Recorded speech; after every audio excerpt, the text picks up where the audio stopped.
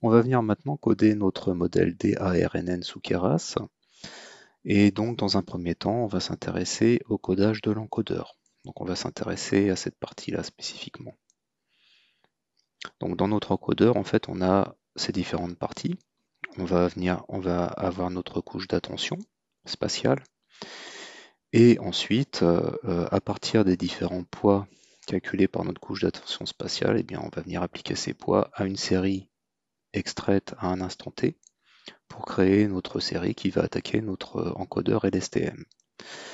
L'idée ici, c'est de réaliser cette opération, cette fonction d'alignement, on va la réaliser à l'aide de la fonction TimeDistributed de Keras.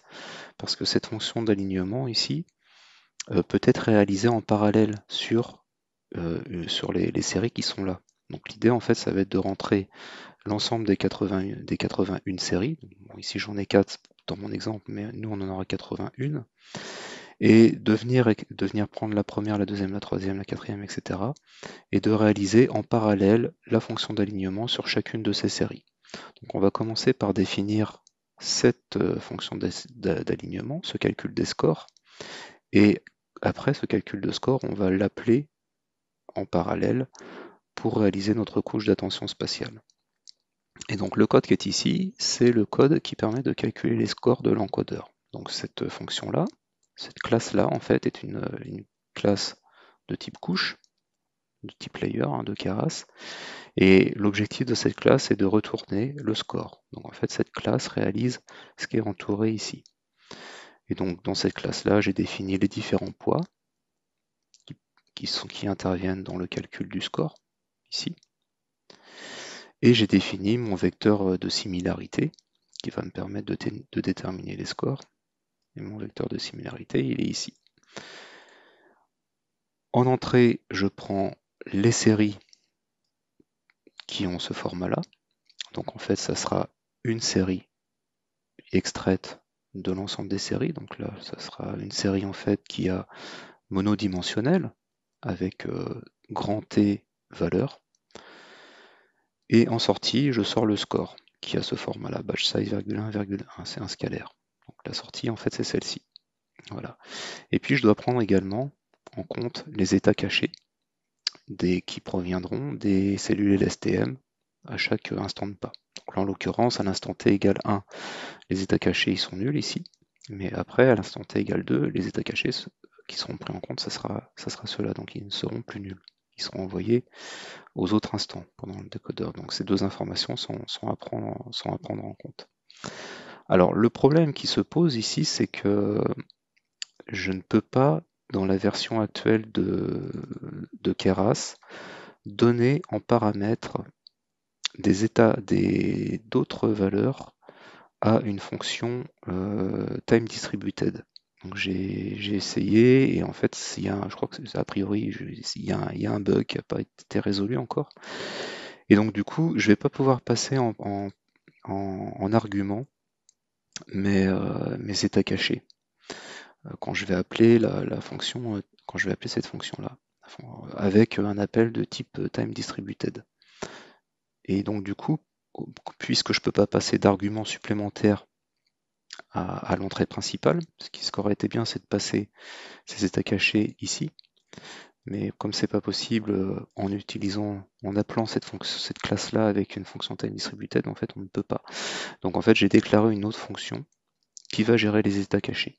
Donc en fait, cette fonction-là, setState, c'est une fonction qui permet d'initialiser les états cachés. Et donc du coup, je vais passer ces paramètres-là à chaque fois pour les initialiser. Et une fois que ces états cachés sont initialisés, et bien dans la fonction principale ici, ça va les prendre en compte. Voilà. Donc en fait, qu'est-ce que fait cette fonction? Eh bien, elle réalise en fonction du fait qu'on ait des états cachés ici nuls ou pas. À t égale 1, on va avoir des états cachés nuls ici. Donc ça veut dire que cette opération-là n'est pas à réaliser. Donc si mes états cachés sont nuls, c'est-à-dire que s'ils sont égal à none, eh bien je réalise juste ces deux opérations-là. Ces deux opérations-là, c'est la multiplication de la matrice UE et l'addition du vecteur BE, c'est-à-dire que je réalise cette opération-là. Si par contre, à t futur, les états cachés sont plus nuls, eh bien j'ai cette opération-là supplémentaire à faire. Et du coup, tout ça, c'est réalisé ici. Voilà. Ensuite, on prend la tangente hyperbolique de cet ensemble-là. Donc là, on réalise cette opération-là. Et puis, on va venir multiplier par notre vecteur de similarité VE. Donc, c'est réalisé ici. Et ça nous donne le score. Et le score, on enlève la dernière dimension, puisque cette opération-là nous retourne cette dimension-là, enfin ce format-là. Et comme on veut obtenir ce format-là, eh bien, on enlève juste la dernière dimension pour obtenir ce format-là. Voilà. Donc on se retrouve avec un score en sortie. Et donc du coup, cette fonction-là, eh bien, je vais venir l'appeler de manière parallèle avec la fonction time-distributed. Donc je vais appeler ça de manière parallèle. Et pour faire ça, je vais déclarer ma couche calcul score. Donc ça, la couche calcul score encodeur, en fait, c'est cette fonction d'alignement dont on vient de parler précédemment. Et cette fonction-là, je vais l'appeler avec la fonction time-distributed. Donc l'idée ici, c'est d'appeler en parallèle autant de fois que j'ai de dimensions, donc que j'ai de séries, pardon, autant de fois que j'ai de séries, cette fonction-là. Donc là, ici, cette couche de calcul de score va être appelée par time distributed le nombre de fois, le nombre de dimensions qu'on a. Donc nous, en l'occurrence, ça sera 81. Et du coup, en sortie, eh bien, je vais retrouver mon score alpha ici. Voilà, je vais retrouver un tenseur qui contient tous ces scores-là, vu que ça a été appelé en parallèle. Et puis après, je vais appliquer mon softmax pour trouver mon score alpha. Et cette opération, elle est appliquée ici. Ici, pardon, sur la normalisation des scores. Voilà. Donc le petit a qui est ici, qui est retourné par l'appel en parallèle du calcul des scores, c'est le tenseur qui contient toutes ces informations-là. Et le petit a qui est ici, c'est le tenseur petit a alpha qui est ici.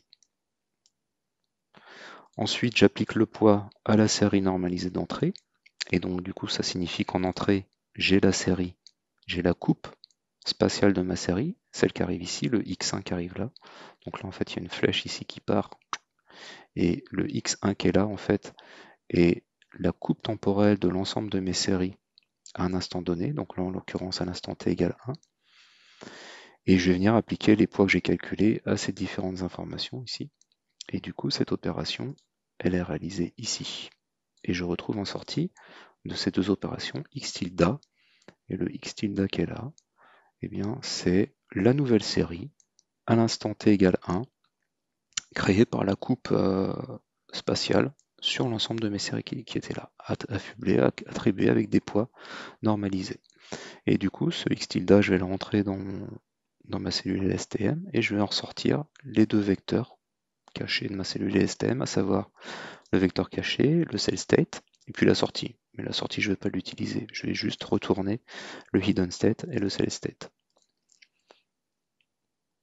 Voilà, donc du coup, jusqu'à présent, on a réalisé les fonctions d'encodage, c'est-à-dire que là, on a réalisé tout ça. Et donc après, quand on utilisera notre fonction globale, on appellera les encodeurs les uns à la suite des autres. Et on pourra obtenir nos représentants cachés H1 jusqu'à HT.